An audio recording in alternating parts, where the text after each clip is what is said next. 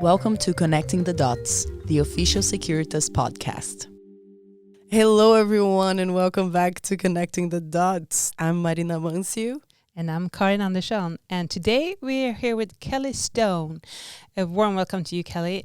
Please introduce yourself. Yeah, sure. Thank you for having me. So my name's Kelly Stone. I'm the president of our Global Clients Americas team. I've been with Securitas quite a while in numerous positions. I started off actually as a recruiter for our company and moved my way up through different departments and was the vice president in the Bay Area in San Francisco in that market. And then was a president, one of our regional presidents based in Arizona. And then I was in Chicago in another president role. And now I'm heading up our Global Clients Americas team, which is based across the U.S. and we support clients that have global needs. Cool. This is so cool. We're so excited you're here and we're so ready to talk about clients, which is so important to us as a company. Definitely. I would say for most companies, actually. Most companies, yeah. So first questions first. What makes a great client relationship? It's a tough question. There's a lot of factors that go into a great client relationship. I think first and foremost, trust, transparency, really understanding what's most important to a client. But I think, the goal is to get to a place where you have open dialogue, where you're anticipating almost what the client's goals, objectives, keys to the success of their business. And I think that's really what establishes a strong partnership. Can you say something about, when do you know what the client really needs? At what stage? I mean, is there a time where you say, hey, I completely understand what you mean and what you need? Is there something you can elaborate on that? Yeah, hopefully that builds over many conversations, but it starts with good listening and not only to what's being said, but maybe what's not being said, or trying to, again, back to anticipating maybe what they don't know exactly what they want today, but there's an anticipation that you may understand where they're headed in the future, and you can start to predict what could be important to them somewhere down the road. But I think, where it used to be all about listening during maybe the sales process and kind of building a plan or a program in the early stages, I think now it's an evolution. It starts somewhere and through, ongoing dialogue and hopefully, open discussions, potentially some, kind of whiteboard type sessions. You can really together build what's most important for the client. So they're bringing, exactly what they think they need to the table, but you're also bringing some ideas and some possibilities that maybe the client didn't quite think about. So it is really like about listening to the client's opinion and involve them from the beginning, but also having a strategy to do this together. Yeah, sure, because hopefully, we have capabilities or best practices from other like clients that we can bring into the equation that, maybe opens up the discussion a bit more than, a client can tell you what they think that they need or can tell you what they need, but there may be other factors that drive the needs in a different direction or expand on those needs in a way where we can bring efficiency or a different set of solutions forward that the client might not have thought of. So I think that's really, when you think about a real partnership, it can't be one-sided. It can't be a client telling you what they need and you going provide that. I mean, that's good, but that's not great. What's great is when you can bring other elements to the equation and help evolve the services and hopefully give them an experience that maybe they didn't know exactly that's what they needed. I'm sure that changes too over time, right? So do you have like check-ins and you're always like finding new ways to approach whatever comes? Yeah, sure, because the world doesn't stand still, right? So the needs, today may be different tomorrow. And, and it's a 24/7 business. And so, you constantly have to be kind of eyes open and watching what's happening, the shift in the environment, the shift in the economic landscape, the change in employees and what employees need really drives kind of the overall client experience. And you kind of have to bring all those things together and make sure that you're staying at the forefront of not only the client's business, but what's happening in the, you know, in the everyday, I guess. Mm. And do you have any examples on how you work with transparency that prove that you have enhanced the relationship with the clients? It's difficult to say that I have examples of transparency. I can only suggest that we have lots of strong relationships where we're able to have difficult conversations, whether that be about rate increases or wages that aren't aligned with the market, or a situation where our structure isn't quite in a good place to give the client exactly what they're looking for. And I think if you feel comfortable enough speaking with a client on topics that you know maybe aren't going to be well received or aren't going to initially be well understood in a way that that the client's going to immediately buy into your solution or the strategy that you're proposing. And so I think, you know, there's a comfort level that comes with having or building towards transparency where you're able to share all of the things that are important to the strategy or the direction that you're trying to take the relationship or the services. And you can have a comfort in that the client's going to maybe not agree, but will be receptive to listen to what you have to say. And I think that's where you get to a really good place in a relationship. I always say, you know, it's easy. Relationships are easy when everything's going well. You know, Exactly. it's easy to say, wow, this is a strong partnership, you know, when everything's kind of cruising along. You really, you know, relationships and partnerships are built when things, you know, go off the rails a little bit. And you know, it's how together do you bring it back, you know, back into a good place. And do you feel like, you know, that time invested in the beginning actually pays off when things are not going so smooth? Yeah, I do. I think, you know, I think it's all the things that, you know, you would think are important in not just business relationships, but life relationships, right? You have to invest the time. You have to try to understand. You have to put yourself in somebody else's position. True. And really truly try to understand not only what they're saying, but maybe what they're thinking. And, you know, if you can get to a place where your ears are listening and your eyes are open and you're really trying to best understand what your client's communicating and or maybe not communicating. True. Do you see any general trends on client relationship building? I'd say the one trend that's pretty apparent over the last few years, especially you know, as businesses are still trying to understand what maybe the new normal looks like for them. But I think clients, two trends I think are apparent. One, a more global view of what their needs might be. I think more clients are thinking less regional and more global. I think they're seeing the power in companies, not just security, but other companies that can support them from a global perspective. I also think clients want to align their culture or understand that their business is aligned with your culture and who you are as a business. An example would be, you know, do you embrace some of the values that their organization embraces? You know, diversity and inclusion, sustainability. How do you treat your employees? What kind of benefits do you give your employees? And I'm not speaking just medical benefits, but what kind of perks, or how do you you know, wrap your arms around your employees enough where they want to stay with you. And I think that those things are becoming more and more important to a client. They want their vendors and their partners to act in a way that's in accordance with the way that they act. And I think you're seeing that more and more. But if you would like to make a quick checklist to keep up a good client relationship, what would that be? Yeah, I would say, you know, first and foremost, you know, think about what you're trying to accomplish with that client. And really, you know, there's times I tell our team, you know, write out exactly what you're trying to accomplish, because you can get lost in kind of the, you know, the world moves quickly. Our services, you know, go from, you know, everything's great to there's problems that need to be addressed very quickly.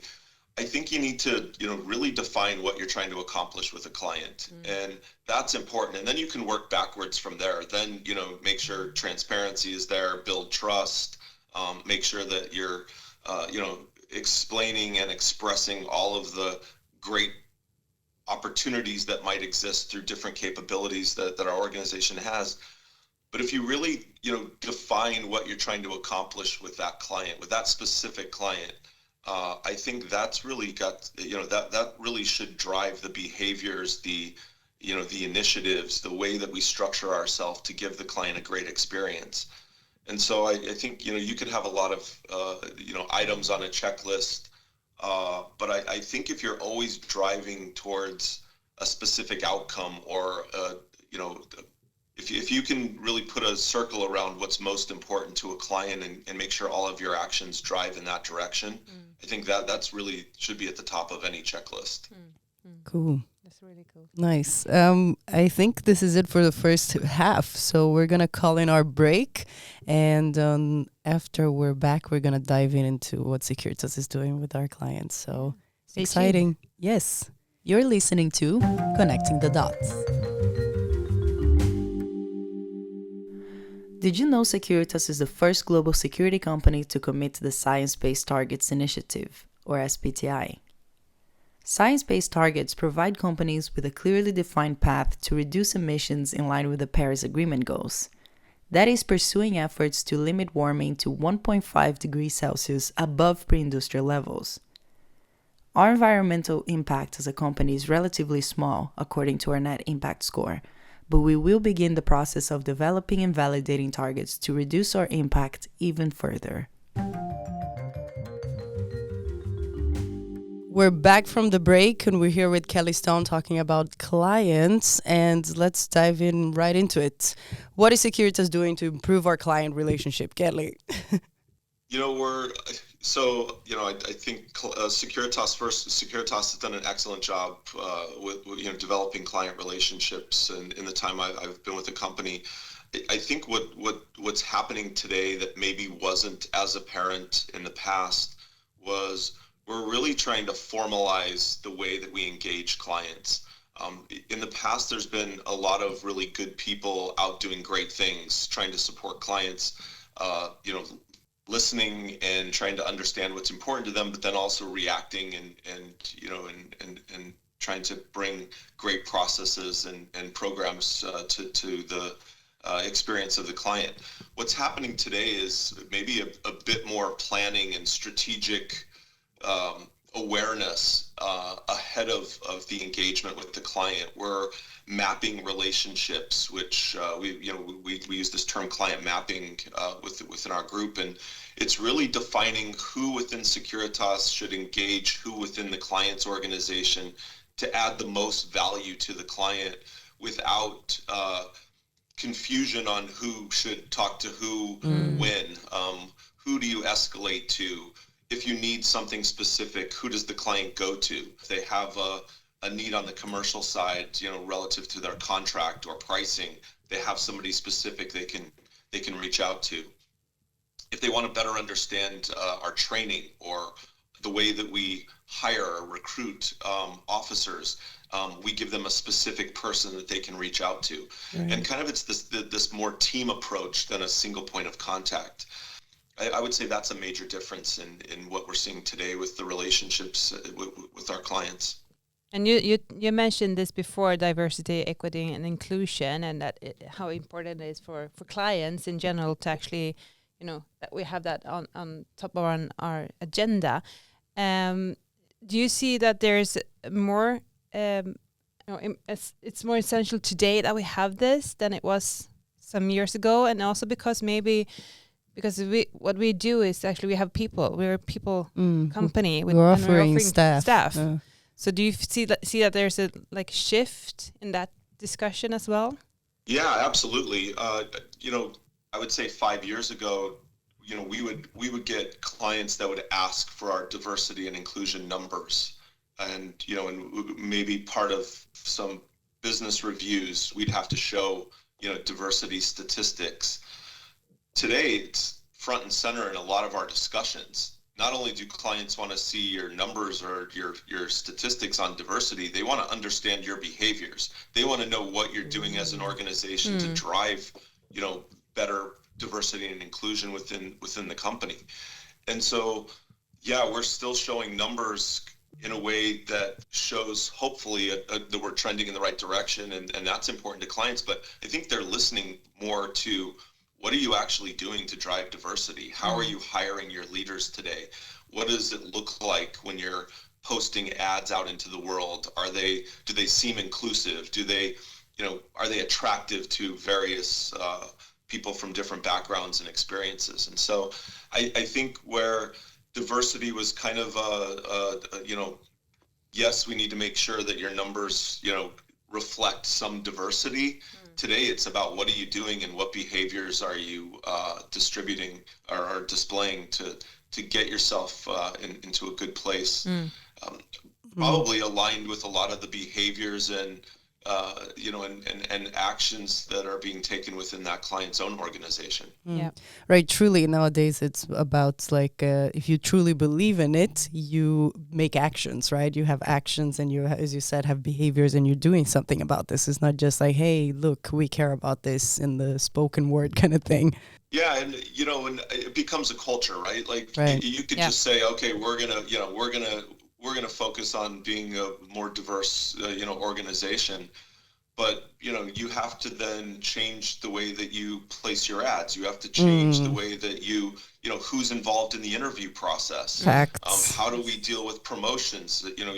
We've moved away from this kind of tap on the shoulder promotion behaviors that used to occur to now we have panels of people that are coming from different experiences and different backgrounds that are part of the decision making on who's eligible and or most qualified for a role.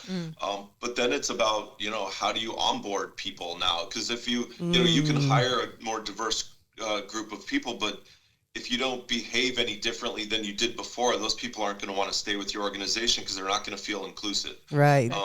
And so you almost have to change the entire culture and really realign your practices to make them attractive to people that are coming from all different types of experiences and backgrounds. Right. That's so cool. I think that's so important. Really. And do you think that that's a challenge in the industry that we're in? I mean, the security industry is pretty traditional. Yeah. Yeah, we've always done we've always been very good at if you look at our numbers, from a diversity perspective, we're really good at the officer level or some of the kind of the field level. Where we struggle as an organization is management and leadership positions. The higher up you go in Securitas, the less diverse it becomes. Yeah. And so that's where some of that is the promotional behaviors I talked about, but some of that is finding, being comfortable going out and finding people from other industries. And that's, educating our own managers and leaders that, yes. Look, there's very talented people out there that can learn quickly. There's very talented people out there that bring something else to the table that you're not used to, that can view things from a different perspective, that maybe can offer solutions that aren't as security oriented as what somebody might be able to bring that has a robust security background, but they're more customer service focused, or it's a creative way to address a problem that a client has. So I think it's educating our teams that sometimes you have to take a bit of a leap of faith, that very talented people can catch on quickly. It's a change from within, right? Yeah. I think that's really cool. We really take the lead then to do this inside. And then maybe like this we can change the industry too. That would be cool. Yeah, that's it, right? Yeah. I mean, it's not just changing Securitas, but hopefully we're changing the industry and yeah, it's not just Securitas. For a long time, the industry's been very, very kind of male dominated, very ex police officers or military background, and and that's still fantastic today. We still hire a lot of those people that are coming from those backgrounds. but we're also hiring people from other backgrounds. Yeah. And the mix is what's amazing, because then you're getting people that have a security background with people that don't, and they're sharing what their experiences are from their personal and their business life. And it's this great kind of collaboration of ideas and solutions, and that's really the secret sauce, right? To have a fantastic mix of people that are bringing different perspectives forward. Yeah, that's what it is about. Okay, but we've been talking about Securitas now in our client relationship, but how are we different with our client relationship? Would you say we're doing something out of the ordinary? Yeah, I mean, that's always challenging because everybody assumes they're different. I don't think any organization that's in business today wakes up and says, yeah, we're pretty much the same as everybody else. I guess if you do, you probably won't be thriving. You won't be thriving in the business world for very long. But true that. I truly believe what makes us different is people for sure. I mean, we have such a focus on people. I don't see that from our competitors as much. Now, that's not to say that some of our competitors don't have amazing people. They do. But I think the focus and energy that Securitas puts on its people is different than I see from other organizations. The way that we, structure our recruitment teams and the HR support that we're able to give, I believe is far superior and robust to our competitors. So I would say the focus on people for sure is a key differentiator. I also think especially now with the technology offerings that we have available today, I think that we are structured to give clients greater opportunity for efficiency, value, an amazing experience because of the vast different solutions and products that are available today versus I think our competitors are a bit behind in that regard. Now they may not be behind for very long, but I think today they are behind in what they can offer versus what we could offer a client. So I would say the two biggest differentiators are the focus on people and the capabilities that are available today for a client versus what's available from some of our competition. Well, I mean, we could talk about this for hours. Every episode definitely. We're like, we should definitely have a second episode about this, huh? I'm already putting the invitation out there, Kelly. What do you think? I mean, thank you so much, Kelly. This was so interesting. We had so many questions and you touched upon so many interesting topics. Yes. Right? What do you think, Carin? Definitely. We did. I actually have a couple of more questions, but let's save them for the next one. Right? Exactly. But we're not done yet. No, we're not. We have the connection game coming up. Are you ready, Kelly? Do you know what it is? I'm not sure what it is, but I'm ready. Let's connect. Okay, so basically the game is we say random words and you say the first thing that comes to your mind. We're going to say 3 different words and you just, whatever comes, you say. It can be a memory or whatever you feel about it, or that's it. Just a connection game. It's very early in the morning for that. Let's do it anyway. I think that we're being pretty gentle. Right. Yeah. Okay. Could you start with the first one? Okay, I'll start with the first one. So the first one is Georgia. Bulldogs. Elaborate, please. Yeah, please elaborate. What? So there's a university in Georgia, the University of Georgia. Their mascot is the Bulldogs. And my wife and I, that's our favorite school, so we cheer for them. So we are Bulldog fans. Oh, cool. Oh, I wonder how this word ended up here. How did we know? I don't know. How did we know? So hopefully you were talking about the state of Georgia, not a person named Georgia. No. You were spot on. And the second word is mornings. Breakfast.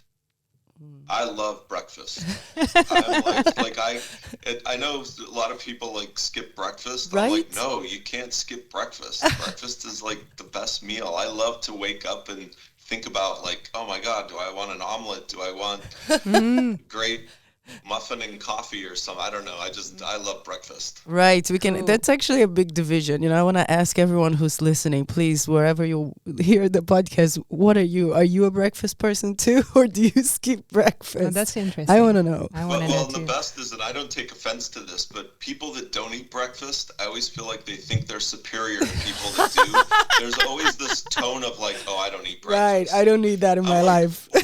Okay. Marina, do you eat breakfast? I eat breakfast. I need breakfast. Yeah, me too. Right. I cannot. No. No, I couldn't go. Okay, without. so we're all good here. Yeah. And to conclude, the last word, we talked about this a little Mm. bit in this episode, and it's a favorite word of mine actually. Diversity. So many words come to mind. You don't need to say one word. You can Yeah. just say whatever you think about when you Elaborate, say yeah. diversity. I'll say evolution.